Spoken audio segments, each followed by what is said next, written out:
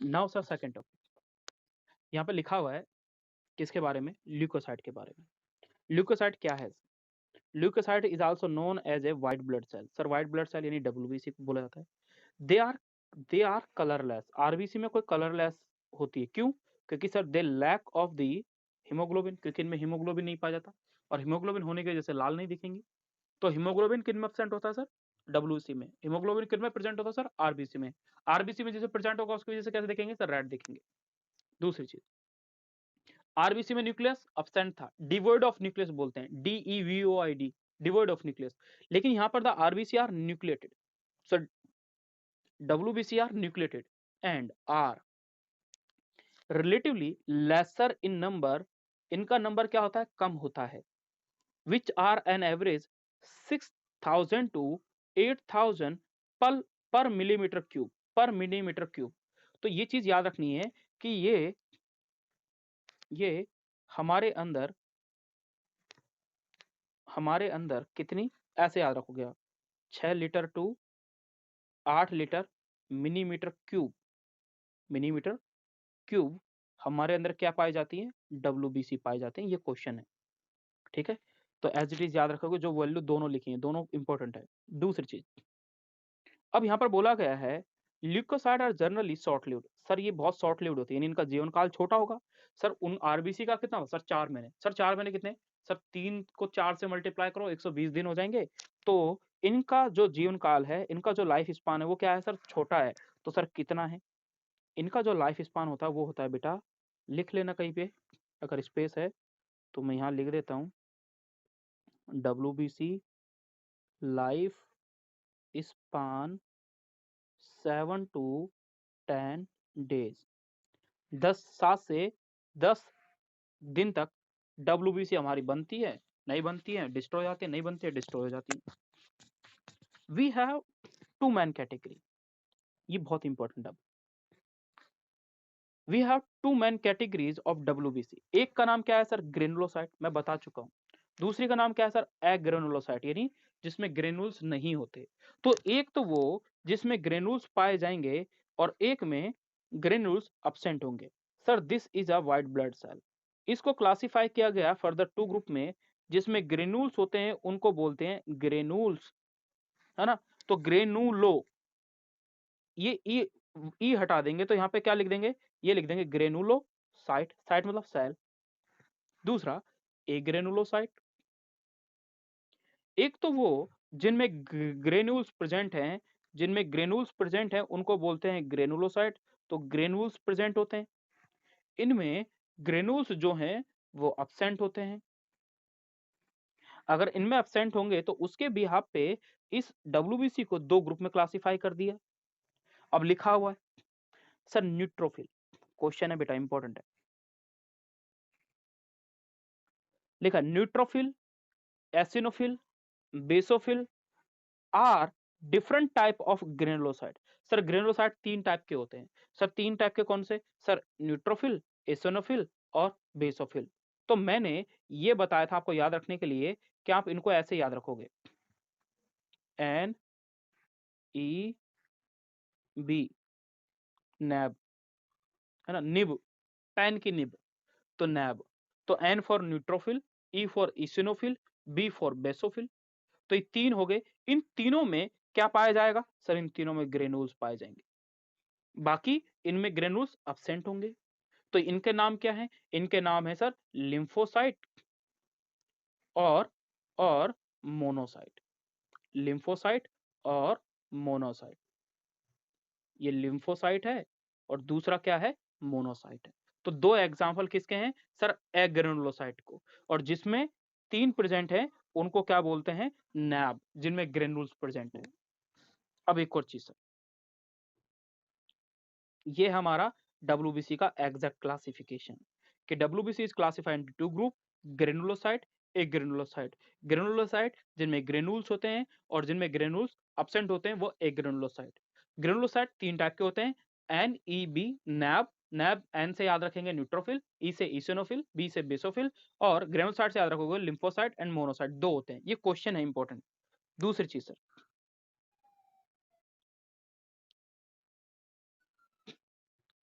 ये दोनों के दोनों क्या हैं? ग्रेनुलोसाइट हैं। बाकी यहाँ पे लिखा है कि lymphocyte and monocyte are agranulocyte. अब इंपॉर्टेंट चीज कि सर इनके बारे में जो ये क्वेश्चन लिखे हुए हैं, जो इंपॉर्टेंट पॉइंट लिखे हैं ये वाले, ये बहुत ही ज्यादा इंपॉर्टेंट है, आपको याद रखने हैं। क्या याद रखने हैं? सर यहाँ पे लिखा है, यहाँ पे लिखा है न्यूट्रोफिल के बारे में कुछ कैरेक्टर लिखे हैं, न्यूट्रोफिल के बारे में कुछ इंपॉर्टेंट पॉइंट लिखे हैं, वो बातें आपको पता होनी चाहिए कि न्यूट्रोफिल के बारे में ये क्या पॉइंट है बोल रहे हैं, वो याद रखने हैं। क्या लिखा है न्यूट्रोफिल के बारे में? पहला पॉइंट बोला गया है neutrophil are the most abundant cell. कितना सर? 60 से 65%। बेटा जब एम्स हुआ करता है ना, एम्स का फेवरेट क्वेश्चन हुआ करता था ये, तो क्या सर नीट के लिए नहीं होगा क्या? बेटा नीट के लिए भी है, एम्स का बहुत फेवरेट क्वेश्चन हुआ करता था यहाँ से। ये डायग्राम आ जाते थे, ये नीचे जो बने हुए हैं, और इनको सामने नाम करके दे दे, नाम लिख के दे देते थे एक दूसरे के सामने, और यही डायग्राम आते थे। कोई ऐसा नहीं कि बाहर से उठा के दे देंगे कोई सुंदर सा दिखने वाला, नहीं, यही डायग्राम आते थे बुक में। निट में भी यही होगा, यही डायग्राम दिए जाएंगे। Now the neutrophils are the most abundant cell, the 60 to 65% of the total WBC and basophil। ये total WBC and basophil are the least, सबसे कम पाई जाती है कौन? बेसोफिल। सर कितना? 0.5 to 1%। दूसरी चीज अमंग दैम, अब न्यूट्रोफिल के बारे में बात कर रहा है कि न्यूट्रोफिल एंड मोनोसाइट, मोनोसाइट कितनी है? 6 से 8% है। आर फेगोसिटिक, यानी phagocytic and which destroy the foreign organism entering the body. तो मैं एक और चीज और कर लेते हैं। इसमें लिखा बेसोफिल सिक्रिट, बेसोफिल क्या करती है? बेसोफिल सिक्रिट करती है हिस्टामिन, सेरोटोनिन, हेपेरिन। ये तीनों को सिक्रिट कौन करता है? बेसोफिल करता है। And are involve in the inflammation. अभी होता क्या है, कभी आपके चोट लग जाए, सूजन आ जाती है वहां पे, सर सूजन आ जाती है, सूजन को ही बोलते हैं इन्फ्लेमेशन। सर हुआ क्या? जैसे ही सूजन हुआ तो वहां पे जो खून की नस जारी थी उसके पास इंफॉर्मेशन चली गई, और वहां पे जो ब्लड वेसल में हमारी जो व्हाइट बेसोफिल घूम रही थी, जो बेसोफिल घूम रही थी, वो बेसोफिल क्या करेगी? आपने मस्ट सेल पढ़ा है, MEST। जो मस्ट सेल होती है, वो मस्ट सेल कहाँ होती है? हमारी मसल्स में पाई जाती है। वो मस्ट सेल को ये बेसोफिल इंफॉर्मेशन पहुंचा देगी कि देखो भाई यहाँ पे चोट लग चुकी है, जाके कुछ केमिकल सीक्रेट करो ताकि वो इन्फ्लेमेशन को ठीक कर दे। तो वहां पे तुरंत बेसोफिल पहुंचती है, और बेसोफिल क्या करती है सर? सीक्रेट करवा देती है, किससे? किससे? मस्ट सेल से। क्या सीक्रेट करवा देती है सर? हिस्टामिन, सेरोटोनिन और हेपेरिन। सर जब ये सीक्रेट हो जाते हैं तो उस जगह पे इन्हीं के सीक्रेट होने की वजह से स्वेलिंग हो जाती है। अगर ये सीक्रेट नहीं करते तो स्वेलिंग होती क्या? नहीं होती। उसके अलावा and एसोनोफिल 2 to 3% and resist infections, and also and also associated with allergic reaction। E for eosinophil, E for eosinophil और E for एलर्जी। मैं बताता था एलर्जी की मीनिंग ये होती है, लेकिन आप इसको ऐसे नहीं, इसको ELLL ऐसे याद रखें। तो एलर्जी जो है, ये एलर्जी की जाती है एसिनोफिल के द्वारा। तो एसिनोफिल की वैल्यू कितनी है, वो चीज हमें याद होनी चाहिए। ये इंपॉर्टेंट क्वेश्चन है। क्या पढ़ते हैं? लिखना है। लिखना क्या है, बाद में आप स्क्रीनशॉट ले सकते हैं। सर पहली चीज न्यूट्रोफिल, न्यूट्रोफिल सर कितनी होती है? याद रखना है 60 से 65% होती है, पहली चीज। दूसरी चीज बेसोफिल, सॉरी सॉरी NEB, ई क्या था? इसोनोफिल, इसिनोफिल ये सर कितनी होती है? सर 2 से 3% होती है। सर तीसरी बेसोफिल, बेसोफिल सर कितनी होती है? ये सर 0.5 to 1% होती है। चौथी चीज अभी हम पढ़ेंगे, चौथी चीज हम पढ़ेंगे, बट एक हम पढ़ चुके हैं मोनोसाइट के बारे में, मोनोसाइट्स के बारे में। सर कितनी होती है? मोनोसाइट होती है 6 से 8%। एक और चीज पढ़ेंगे लिम्फोसाइट, लिम्फोसाइट्स, LYMPH, लिम्फोसाइट ये कितनी होती है? तो आप बोलोगे सर 20 to 25%। तो ये वैल्यू क्वेश्चन है आपके लिए। दूसरी चीज, एक और ये क्वेश्चन हो गया। इसके अलावा सर इनका एक एक फंक्शन जो बुक में लिखा हुआ है, क्या लिखा हुआ है? जो न्यूट्रोफिल के बारे में आपने पढ़ा, न्यूट्रोफिल जो होती है ये सबसे ज्यादा पाई जाने वाली सील है, और न्यूट्रोफिल जो है वो बेसोफिल उससे कम है। तो न्यूट्रोफिल और मोनोसाइट, न्यूट्रोफिल और मोनोसाइट दोनों का क्या काम होता है? फैगोसिटिक इन नेचर होता है। न्यूट्रोफिल, न्यूट्रोफिल एंड मोनोसाइट दोनों का काम याद रखना है कि दोनों का काम है phagocytic in nature. Phagocytic type का फैगोसिटिक सेल होती हैं। ये दोनों के दोनों फैगोसिटिक सेल है, यानी हमारी बॉडी में कोई भी फॉरेन पार्टिकल या कोई भी फॉरेन पैथोजन या एंटीजन इंटर जैसे ही करेगा तो ये दोनों दोनों सेल सबसे पहले भागे भागे जाएंगे, देख मैं जाके किल कर दूंगी, मैं जाके इसको खत्म कर दूंगी। तो ये सबसे पहले सेल जाके उनके ऊपर एक्ट करती है, उनको किल करने की कोशिश करती हैं। तो ये एक पॉइंट आपको याद रखना है। दूसरी चीज, ई फॉर एसोनोफिल और ई फॉर एलर्जी ऐसे याद रखना है। एलर्जी ए से शुरू होता है। जितनी भी एलर्जी की रिएक्शन है, मान लो मैंने बोला सर इस पर्सन को एलर्जी की बीमारी है, तो जब उसका ब्लड टेस्ट होगा, जब उसकी ब्लड की रिपोर्ट आएगी, तो ब्लड की रिपोर्ट में उसके अंदर क्या मिलेगा? सर इसिनोफिल जो है नॉर्मल कितनी है? सर 2 से 3%। लेकिन उसकी ब्लड रिपोर्ट में आप जब चेक करोगे ना, तो इसिनोफिल 2 से 3% नहीं आएगी सर, ज्यादा आएगी। दैट्स मीन उस पर्सन को एलर्जी है, और एलर्जी होने की वजह से ये वाली सेल का नंबर क्या हो जाता है? ज्यादा हो जाता। तो एलर्जी, एलर्जी, एलर्जी, तो ई से याद रखेंगे। इसोनोफिल जो होता है एलर्जी कॉज करता है। बहुत इंपॉर्टेंट क्वेश्चन है, ये पहले भी पढ़ा चुके हैं हम। ना बेसोफिल, सर बेसोफिल का एक सबसे इंपॉर्टेंट जो इसने काम किया वो क्या किया था? बेसोफिल जो होता है वो सिक्रेट करता है सर क्या क्या? बेसोफिल 3 चीज को सिक्रेट किया। लेकिन बेसोफिल क्या करती है? एक सेल होती है हमारे बॉडी में, मस्ट सेल। ये इस मस्ट सेल के ऊपर जाके क्या करेगा? एक्ट करेगा, जाके इसको बोलेगा, ऑर्डर देगा, जा कुछ काम कर, काम कर। तो ये क्या करता है? ये काम के बदले में 3 चीज सिक्रेट करके आ जाता है। एक का नाम है हिस्टामिन, हिस्टामिन। दूसरा नाम है सेरोटोनिन, सेरोटोनिन। और तीसरा नाम है हेपेरिन। ये तीनों के चीजों को वहां सिक्रेट करके आ जाएगा। कहां पर? सर जहां पर इन्फ्लेमेशन हुई है। कहां पर? जहां पर स्वेलिंग आई है, जहां पर सर सूजन आ गई ना, उस सूजन वाली जगह पे जाके ये क्या कर देगा? इन चीजों को, स्वेलिंग, सूजन आ जाना, उसको बायोलॉजी में यानी मेडिकल टर्म में बोलते हैं इन्फ्लेमेटरी या इन्फ्लेमेशन। तो जहां पे भी इन्फ्लेमेशन है वहां पे 3 चीज अपना रोल अदा करते हैं कि हम जाके सूजन को खत्म करेंगे या हम सूजन बढ़ा देंगे।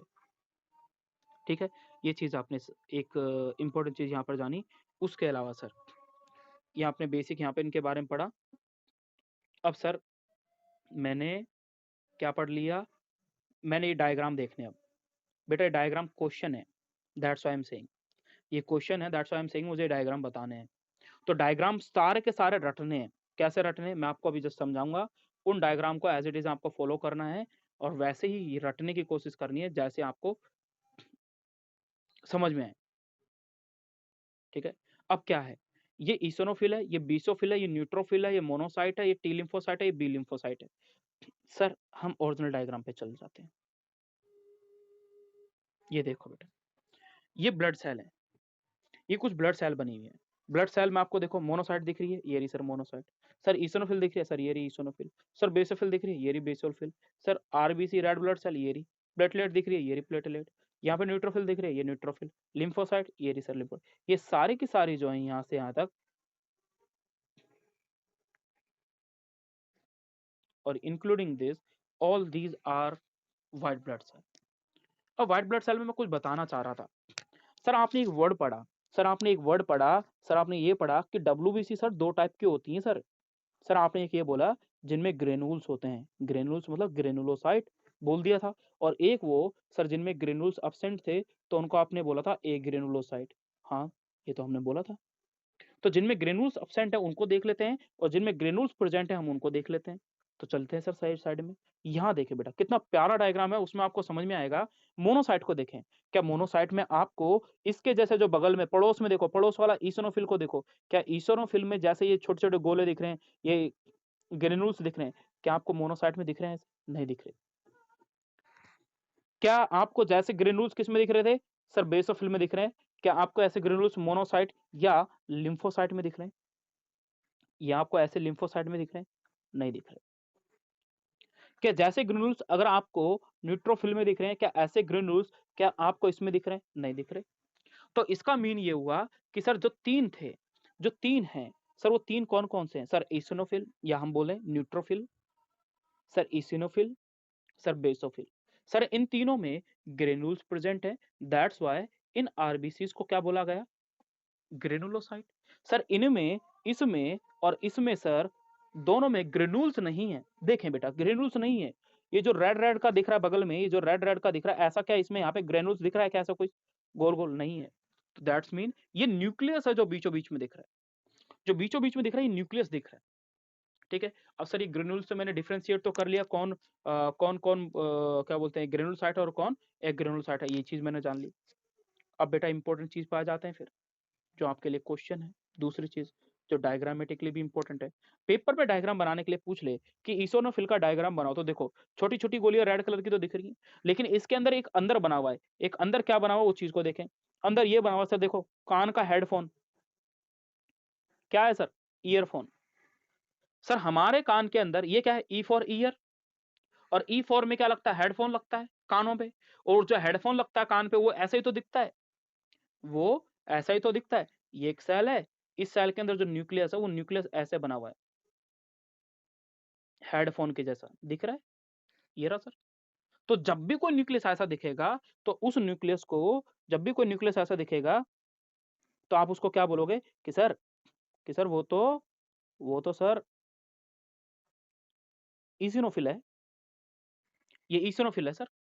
और इसके अगल-बगल में सर मुझे क्या मिलेगा? मुझे इसके अगल-बगल में ग्रेन्यूल्स मिलेंगे सर ऐसे छोटे-छोटे, इसके पूरे ऊपर। ये ग्रेन्यूल्स हैं। ये क्या है सर? ईसिनोफिलिया है, ईसिनोफिल है। दूसरी चीज़, ये कितने लोब हैं? इसके अंदर न्यूक्लियस के कितने लोब हैं? 1 लोब, दूसरा लोब। तो मैं ये बोल सकता हूँ कि इसके अंदर 2 लोब न्यूक्लियस ज़्यादातर मिलेंगे। या होने को तो 2 से 4 होते हैं, लेकिन आप 2 देखने को बोलोगे तो 2 ही बोलना। दूसरी चीज़, एक और डायग्राम देखें। ये जो बेसोफिल का डायग्राम है, ये सर किडनी जैसा दिख रहा है। सर ऐसा दिख रहा है जैसे कोई किडनी रखी हुई है। इसलिए बेसोफिल का जो डायग्राम होता है, उसका जो न्यूक्लियस होता है, इसके जो न्यूक्लियस है, इसका शेप सर किडनी जैसा होता है। दैट्स व्हाई इसको किडनी जैसा बना दिए। उसके बाद यहाँ पर ये देखो, अगल-बगल में ग्रेन्यूल्स हैं। हाँ, ठीक है। दूसरी चीज़, सर न्यूट्रोफिल को देखो। सर न्यूट्रोफिल में 2 से 5 न्यूक्लियस पाए जाते हैं। 2 से 5 न्यूक्लियस पाए जाते हैं। इसके अंदर क्या है? सर एक सिंगल लार्ज न्यूक्लियस है। सिंगल लार्ज न्यूक्लियस है और सिंगल लार्ज न्यूक्लियस है, लेकिन वो भी सर किडनी शेप का। सर इसके अंदर क्या है? सर इसके अंदर 2 न्यूक्लियस है, यानी 2 से 4 न्यूक्लियस हो सकता है, बट इसके अंदर बेसिकली 2 न्यूक्लियस देखने को मिलते हैं। सर इसके अंदर क्या है 2 से 5 न्यूक्लियस है, ये कनेक्टेड है, आपको अलग ही दिखेंगे गोले-गोले से। लेकिन सर क्या इनमें आपको देखने को कुछ ग्रैन्युल्स दिख रहे हैं? नहीं दिख रहे, तो ये लिम्फोसाइट है। लिम्फोसाइट पूरी सेल को ये एक सेल बनी हुई है, ये एक सर सेल बनी हुई है, इस पूरी सेल के सरफेस देखो यहाँ देखो बिल्कुल बॉर्डर के टच करती हुई, बॉर्डर के बिल्कुल टच करती-करती एक लाइन बनेगी देखो ये न्यूक्लियस पूरी जगह घेर लेगा। सर इस न्यूक्लियस ने जो इसके अंदर न्यूक्लियस बना है, इस न्यूक्लियस ने पूरी जगह घेर ली, इस न्यूक्लियस ने पूरी जगह घेर ली। जब ये न्यूक्लियस पूरी जगह घेर लेगा अंदर की ओर, तो सर इसके अंदर जो साइटोप्लाज़्म है, उस साइटोप्लाज़्म का अमाउंट तो बहुत कम हो गया। सर इसके अंदर जो साइटोप्लाज़्म था, वो देखो यहाँ किनारे-किनारे पे रह गया, देखो ये रहा। मतलब बहुत नेग्लिजिबल साइटोप्लाज़्म पाया जाएगा। लेकिन देखो इसमें तो साइटोप्लाज़्म ये भरा पड़ा, सारा ये घूम रहा, उनके अंदर ग्रेन्युल्स घूम रहे, ये खुद उनके अंदर तैरता हुआ घूम रहा है। तो इनके अंदर बहुत नेग्लिजिबल अमाउंट में साइटोप्लाज़्म किनारे-किनारे पे रह जाता है। तो इनके अंदर एक लार्ज सिंगल न्यूक्लियस होता है, इनके अंदर भी एक लार्ज सिंगल न्यूक्लियस होता है, जो देखने को मिल रहा है। ये सर हमारा मोनोसाइट खत्म हुआ। ये हमारा मोनोसाइट खत्म हुआ। नाउ सर, अब एक और चीज़, सर प्लेटलेट के बारे में। The platelet is also called as a thrombocyte. Platelet को ही सर थ्रोम्बोसाइट बोलते हैं, याद रखना। प्लेटलेट को थ्रोम्बोसाइट, थ्रोम्बस थक्का, खून का थक्का जमा देना। तो सर थ्रोम्बोसाइट ने एक रोल प्ले किया। थ्रोम्बोसाइट यानी एक सेल है, तो इसमें लिखा है all cell thrombocyte are the cell fragments produce from the megakaryocyte. Question है कि प्लेटलेट या थ्रोम्बोसाइट आर प्रोड्यूस फ्रॉम, तो कहाँ से बनेंगी? तो हम बोलोगे सर मेगा कैरियोसाइट। जो बड़े बड़े न्यूक्लियस होंगे उन बड़े बड़े न्यूक्लियसों से क्या बन रही है? सर प्लेटलेट बन रही है, सर थ्रोम्बोसाइट बन रही है। सर ये क्या है? मेगा कैरियोसाइट क्या है? सर ये एक स्पेशल टाइप की सेल है जो कहाँ पाई जा रही है? बोन मैरो में। बोन मैरो के अंदर एक फैक्ट्री बना रखी है प्लेटलेट की, और उस फैक्ट्री का नाम रख दिया मेगा कैरियोसाइट। और उस मेगा कैरियोसाइट से क्या बन के आ रहा है? उससे बन के आ रही है सर प्लेटलेट्स। दूसरी चीज, blood normally contain a 1.5 lakh, Hindi simply समझते हो, 1.5 लाख से 3.5 लाख। बट 3.5 लाख ना समझ के आप बोलोगे 1.5 लाख से 4 लाख, 1.5 लाख से 4 लाख। हमारे बॉडी के अंदर हमारी बॉडी के अंदर प्लेटलेट्स, जब किसी को डेंगू हो जाता है, अभी कोविड टाइम चल रहा है, या किसी को अभी डेंगू भी आया था बीच में, तो डेंगू जब किसी को हो जाता था तो उसकी ब्लड रिपोर्ट होती थी। सर उस ब्लड रिपोर्ट में क्या चेक करते थे? सर प्लेटलेट को चेक करते थे। प्लेटलेट नॉर्मल कितनी है? सर 1.5 लाख, 1.5 लाख। दूसरी चीज, या 4 लाख। अब जब 1.5 लाख अगर इतनी पाई जाए, सर इससे जब प्लेटलेट डाउन होने लगेगी तो इसका मतलब ये है कि उस पर्सन को डेंगू हो रहा है। बेटा कोविड के टाइम पे ऐसे ऐसे पर्सन की रिपोर्ट भी आपको देखने को मिलेगी जिनकी रिपोर्ट्स में प्लेटलेट भी डाउन हो गई। तो आपने सुना होगा कई लोगों को प्लाज्मा चढ़ाया गया, लोगों को प्लाज्मा दिया गया, कोविड टाइम पे प्लाज्मा दिया गया। तो बहुत सारे रीजन है। तो आप क्या चीज समझोगे कि जब किसी की रिपोर्ट देखते हो तो उसमें आप ये देखोगे किसी की वैल्यू 1.5 लाख से कम है, ज्यादा है? 1.5 लाख से अगर 1,20,000 है, 1,10,000 है तो नॉर्मल है, ठीक है, ठीक हो जाएगा। लेकिन वो कम होती जा रही है तो इसका मतलब ये है उसको डेंगू हो रहा है, या कोई और दूसरी भी बीमारी हो सकती है। Now platelet can be released variety of substance, most of these are involved in the coagulation मतलब थक्का जमाना, और the clotting of the blood, a reduction in their number can lead the clotting disorder। क्या लोगों में अगर मान लो इसका नंबर कम हो गया तो उन लोगों में खून जो है वो कंटिन्यूसली बहता रहेगा। सर ब्लड कंटिन्यूसली बहता रहेगा तो दिक्कत हो जाएगी। हाँ, और जब ब्लड कंटिन्यूसली बहता रहा तो उसके अंदर ब्लड की डिफिशियंसी आ जाएगी, which can lead which can be lead to excessive loss of the blood from the body।